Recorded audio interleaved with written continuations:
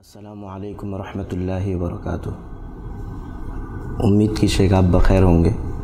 شیخ کچھ سوالات تھے ہماری جانب سے۔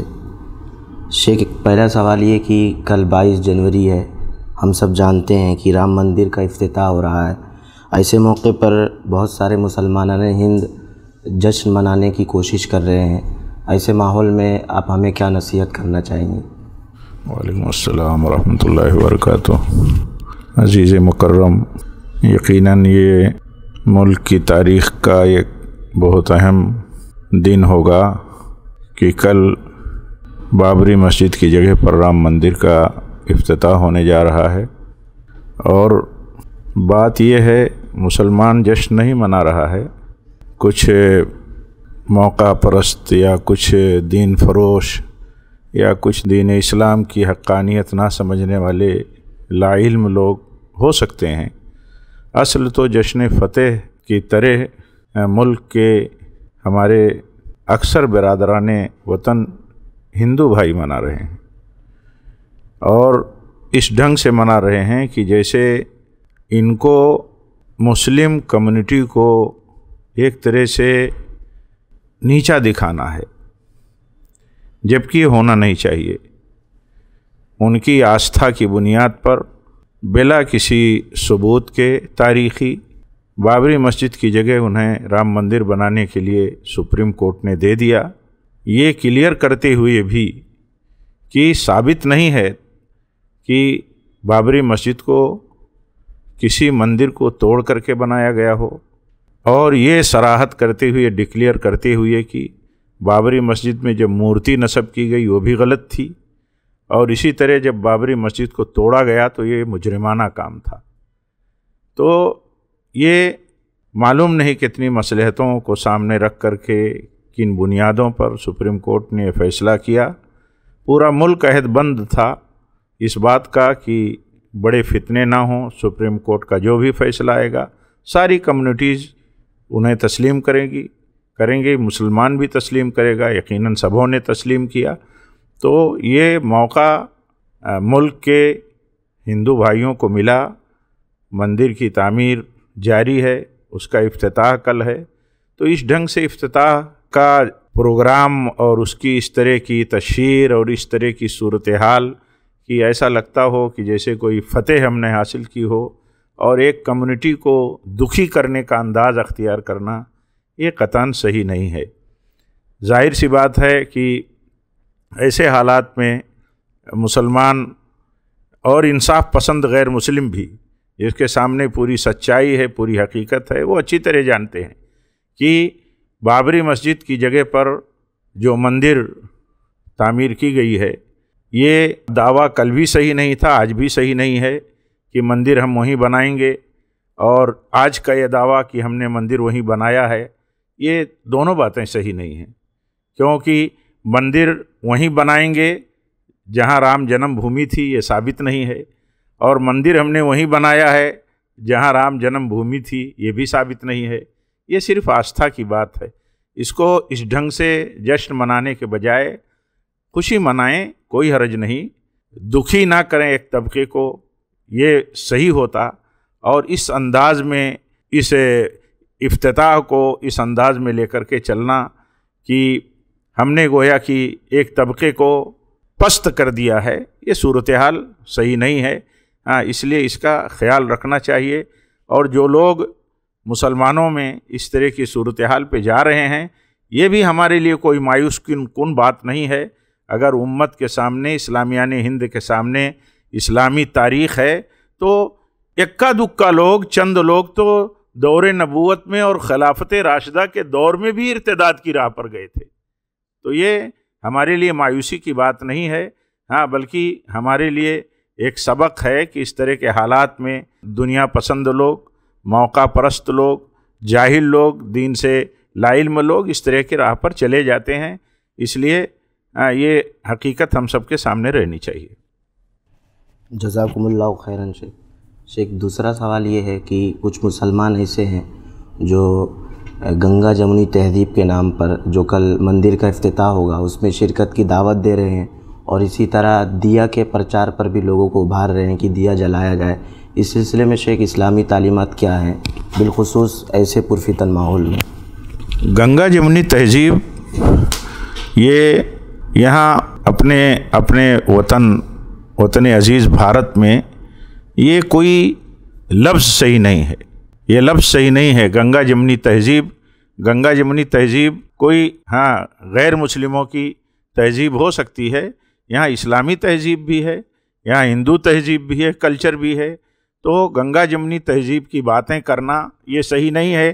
یعنی گویا کہ ایک کلچر ہے، ایک ثقافت ہے، ملک میں بہت ساری کمیونٹی کے لوگ ہیں، بہت سارے کلچر اور تہذیبیں ہیں، کوئی گنگا جمنی تہذیب ہی نہیں ہے۔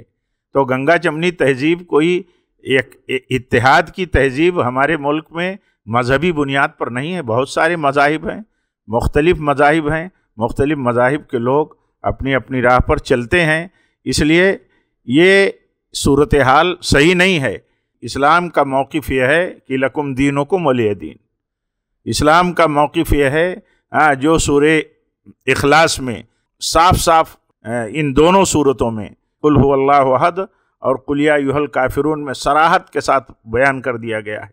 تو یہ اصل موقف ہونا چاہیے، یہ اصل موقف ہے ہمارا، اور سارے مسلمانوں سے یہ بات بہت صراحت کے ساتھ اور بڑی وضاحت کے ساتھ یہ بات کہی جا رہی ہے کہ آپ اس بات کو سمجھیں۔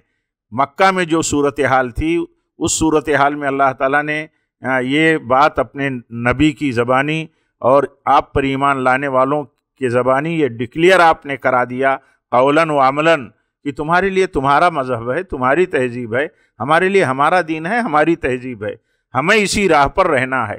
دیا جلانا، جشن منانا کسی غیر حقیقی معبود کے مندر پر کے افتتاح کی مناسبت پر، اس کا تو تصور بھی اسلام میں نہیں کیا جا سکتا۔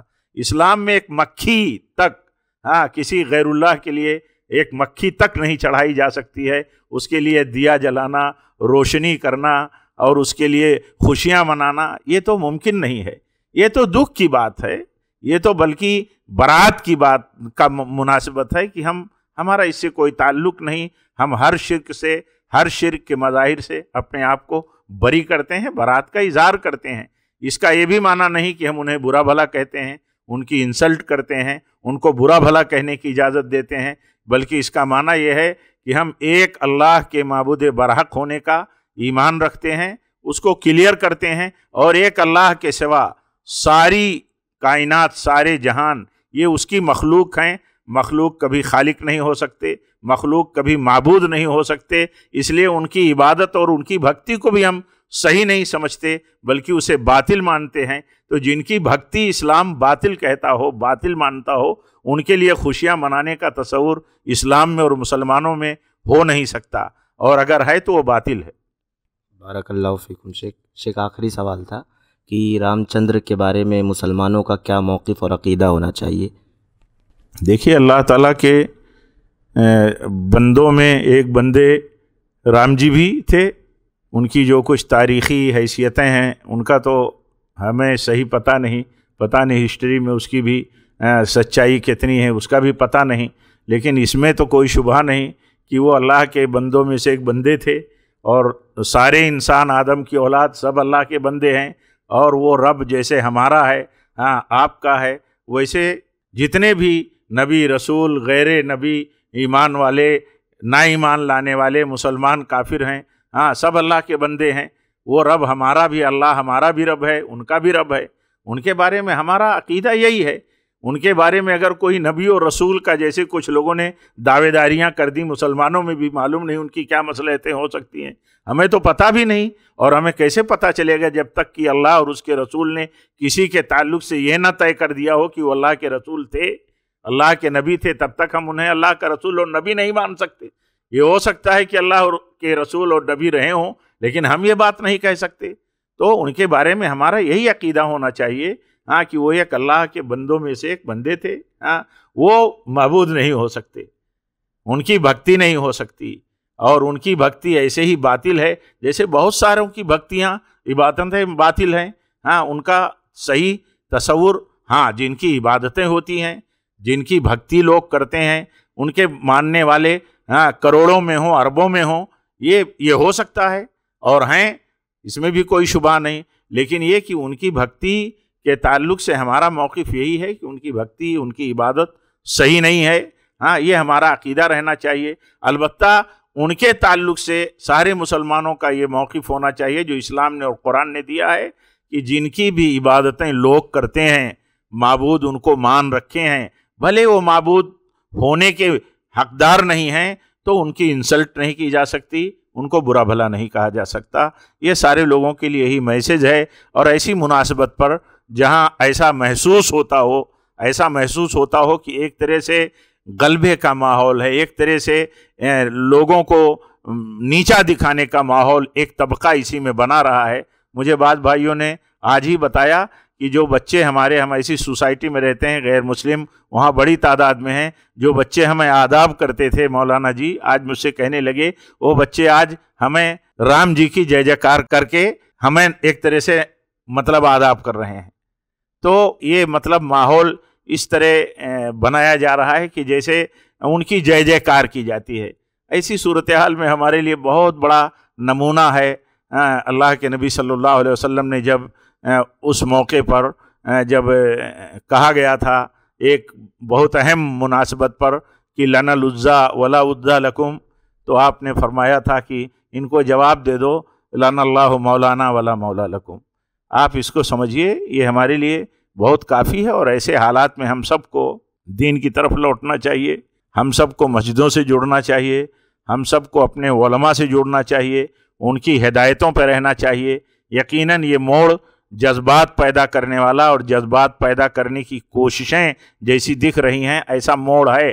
ایسے موڑ پر ہم سب کو اپنے آپ کو صبر سے، تحمل سے اور اسی طرح انات سے کام لینا چاہیے، تاکہ کہیں بھی ہماری طرف سے کسی قسم کا ایسا عمل اور ریئیکشن نہ ہو جو ہمارے لیے، ملک کے لیے، امن و امان کے لیے خطرہ بنے. اللہ تعالی ہم سب کی اور پورے ملک میں امن و امان کی صورتحال پیدا رکھے اور رواداری عام ہو.